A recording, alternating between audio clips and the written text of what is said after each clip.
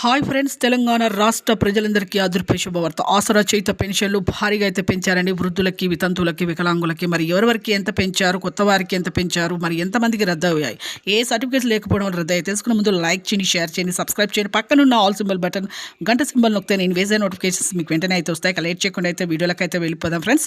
ప్రతి ఒక్కరికి కూడా పాత వారికి అయితే వృద్ధులకి, వితంతువులకి, ఒంటరి మహిళలకి 4,000 రూపాయలకు 4,000 రూపాయలు, అలాగే వికలాంగులకి మాత్రం 6,000 రూపాయలు. చాలా మందికి 40 లక్షల మందికి కొత్త వారికి, పాత వారికి అందరికీ రద్దు అవుతున్నాయి. ఎందుకంటే చాలా మంది ఈ సదరన్ సర్టిఫికేట్ చూపించకపోవడం వల్ల వికలాంగులకు రద్దు అవుతున్నాయండి. అలాగే వితంతువులు వాళ్ళ భర్త డిస్ సర్టిఫికేట్ కూడా చూపించకపోవడం వల్ల కూడా రద్దు అవుతున్నాయండి. ఇక మీరు వెంటనే అయితే సదరన్ సర్టిఫికేట్ అయితే చూపించాలి విజిలెన్స్ ఆఫీసర్స్ మీ దగ్గరికి వచ్చినప్పుడు. అలాగే ఏప్రిల్ 1 నుంచి అయితే పాత వారికి అయితే వస్తాయండి. అలాగే ఇక కొత్త వారికి, వృద్ధులకి, వితంతువులకి, ఒంటరి మహిళలకి, అలాగే డయాబెటిస్, క్యాన్సర్, HIV బాధితులకు, హార్ట్, కిడ్నీస్ వీళ్ళందరికీ కూడా 4,000 రూపాయలు, అలాగే వికలాంగులకు మాత్రం 6,000 రూపాయలు.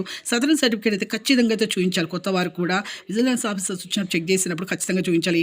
అలాగే phone number, Aadhaar card phone number link చేసుకోవాలి. రేషన్ కార్డ్ అయితే ఖచ్చితంగా ఉండాలి. కొత్త వారికి, పాత వారికి ఏప్రిల్ 1లో